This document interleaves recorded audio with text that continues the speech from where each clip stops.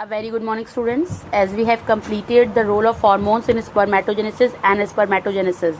Now, as we know that after spermatogenesis, the formation of sperm take place. So we will understand how the sperm look like, what is the structure of sperm, and what it contain.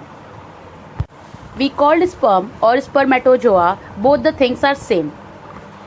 Sperm is a uniflagellated male gamete which is about 50 micrometer long and maximum breadth is about 3.5 micrometer. So we can say that it is approximately 0.5 millimeter long. It is covered by a plasma membrane. All around it means all around the plasma membrane is present. In sperm is composed of head, neck, middle piece and tail. Means it has four part: head, neck, middle piece and tail. Head is the anterior, broad and flattened part of the sperm. Head contain nucleus and the anterior portion of which is covered by a cap-like structure that is called acrosomes. You will see in the structure of sperm. Acrosome is derived from the Golgi complex I told you earlier.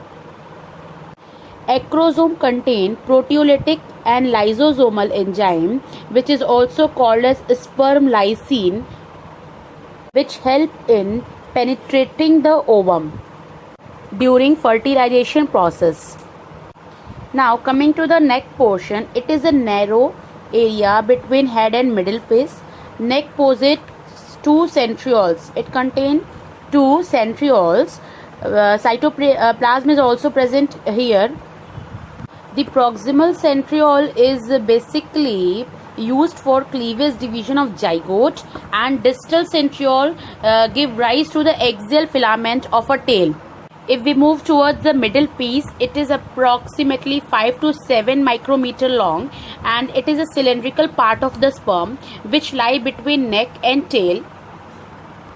It possesses many mitochondria to produce energy for the movement of tail to facilitate the sperm's motility. Means whatever the energy the sperm is containing or the sperm is attaining is just because of this mitochondria which is present in the middle piece. Whereas the tail is the longest part of the sperm, and if we call about tail of the sperm consists an axial filament. The role of the tail is to help the movement inside the female reproductive tract toward the ovum for the fertilization. Means tail help in facilitation of movement for the sperm. It was all about the structure of a sperm, which is given in your NCERT also. Now, moving to the next and the most important topic, that is oogenesis. I have told you that oogenesis is the process of formation of female gamete or ova in the ovary. It is the process of formation of haploid ova, or you can say that ova from the diploid germinal cell inside the ovary. This process starts in the embryonic stage in the females. Means approximately millions of oogonias are formed in the ovary of female. Fetus of 25 weeks, means the female fetus which is approximately 25 weeks contain a millions of oogonia. No more new oogonias are formed after birth. What is the oogonia? Oogonia we are calling about ova or egg in general language.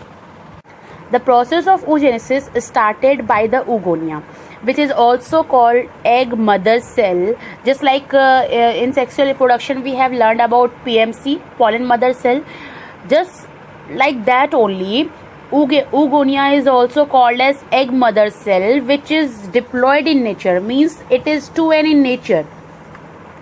This oogonia, the oogonia, or you can say that egg mother cell, will grow and form primary oocyte, which is also called diploid oocyte. and it is also 2n in nature. Means it is clear that the egg mother cell will grow and form primary oocyte, a structure that is called primary oocyte, which is also diploid in nature. Afterwards, this primary oocyte, in this primary oocyte, meiosis first will occur and two cells with unequal size will form. Primary oocyte undergo meiosis first and formation of two unequal sized cell will form. The big cell, which is big in size, is called secondary oocyte, and the smaller one will be called as polar body, the first polar body, and it will be haploid in nature.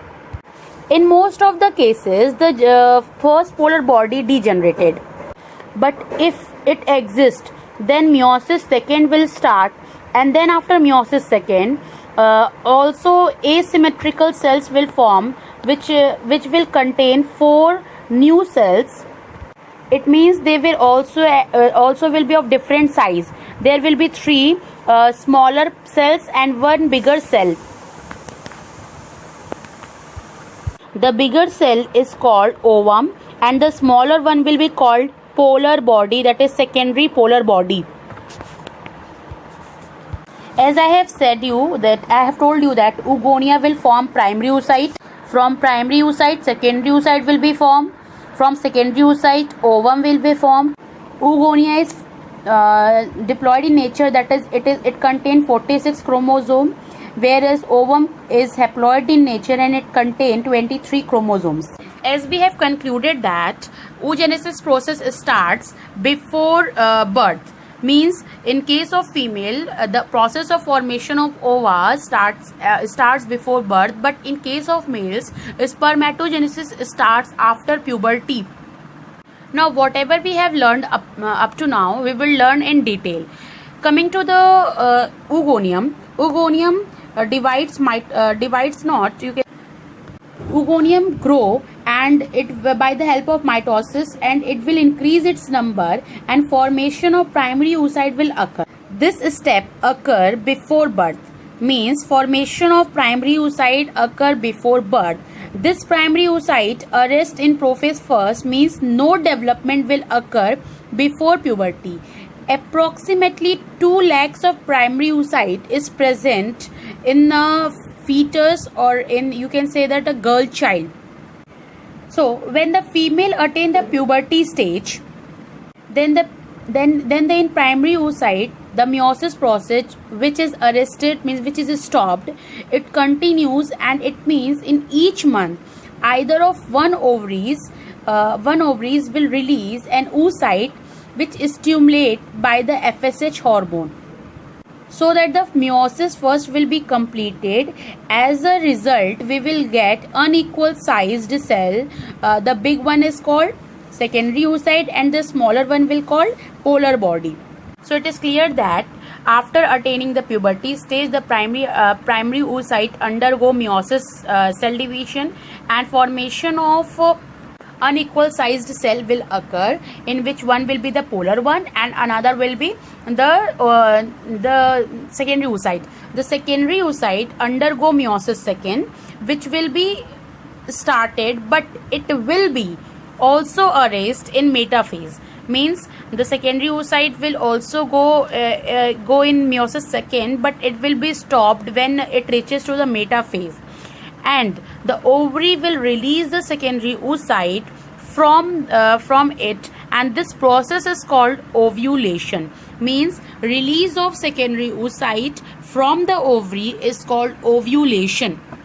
Then after, therefore we can say that the secondary oocyte will come into the fallopian tube, and if the fertilization of that secondary oocyte occur by the help of sperm, then only the meiosis second will be completed. It means after fertilization process only meiosis second will be completed. Hope this process will clear to you all, and if it is not clear, then I am repeating whole process in Hindi. So when a girl child took birth, before her birth, the oogonia is present in her ovary. जो ये उगोनिया होता है ये birth के पहले ही जो girl child होता है, गर्ल फीटस होती है, उसके अंदर प्रेजेंट होता है. दिस उगोनिया क्या होता है, डिप्लॉयड नेचर का होता है, यानी कि 2n नेचर का होता है. और ये जो उगोनिया होता है इसके अंदर जब ग्रोथ होता है ये मैच्योर करता है और फॉर्मेशन करता है प्राइमरी oocyte का. उगोनिया से प्राइमरी oocyte बनने के प्रोसेस जो है वो क्या होता है, बर्थ से पहले हो जाता है, यानी कि मदर के यूट्रस में ही हो जाता है. और ये प्रोफेज फर्स्ट का ही प्रोसेस है. और प्रोफेज फर्स्ट जो प्रोसेस है सेल डिवीजन का वो बर्थ के पहले फीटस के अंदर होता है और वहीं पर ये अरेस्ट हो जाता है, यानी वहीं पर स्टॉप हो जाता है. और जो प्राइमरी oocyte बना बर्थ के पहले किसके, फीटस के बर्थ के पहले, तो वो क्या होगा, उसमें अब कोई डेवलपमेंट नहीं होता है जब तक वो फीटस बर्थ लेगा, यानी कि वो गर्ल चाइल्ड बर्थ लेगी. वो जब एक प्यूबर्टी स्टेज पर जब तक वो नहीं पहुंचेगी फर्दर डेवलपमेंट नहीं होता है. एक फीटस के अंदर approximately 2 lakh primary oocytes present होते हैं. अगर बात करें फीमेल की, तो फीमेल जब प्यूबर्टी एज पर पहुंच जाती है तो जो प्रोफेज फर्स्ट वहाँ पे स्टॉप हुआ था, यानी जो मियोसिस का प्रोसेस स्टॉप हो गया था, वो अब फिर से शुरू होगा. कब, जब फीमेल प्यूबर्टी स्टेज पर पहुंचेगी, यानी कि प्राइमरी oocyte के अंदर मियोसिस कंटिन्यू होगा. और हर मंथ किसी न किसी ओवरी से एक प्राइमरी oocyte स्टिमुलेट होगा. और ये किसकी वजह से स्टिमुलेट हो रहा है, FSH हार्मोन की वजह से, जिसके बारे में हम लोग लेटर ऑन डिस्कस करेंगे. सो ये क्या होगा कि जो ये FSH हार्मोन है ये स्टिमुलेट करेंगे प्राइमरी oocyte को to release from the ovary.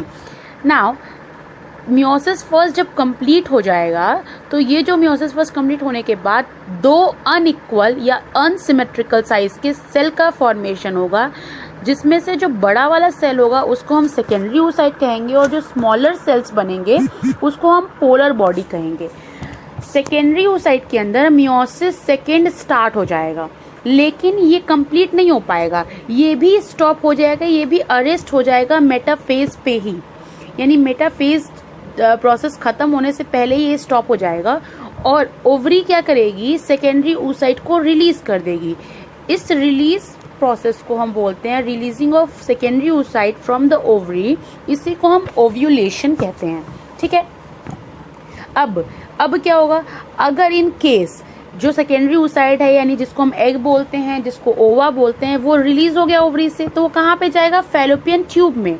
जब ये फैलोपियन ट्यूब में पहुंचेगा तो फैलोपियन ट्यूब में अगर फर्टिलाइजेशन हो गया इस सेकेंडरी oocyte का स्पर्म के साथ, तो क्या होगा, मियोसिस सेकेंड जो मेटाफेज में स्टॉप हो गया, अरेस्ट हो गया था, वो फिर से कंप्लीट होने के लिए स्टार्ट हो जाएगा. यानी कि process of meiosis second will be completed only when sperm fuses the secondary oocyte or ova, and we can say that meiosis second will complete after fertilization process.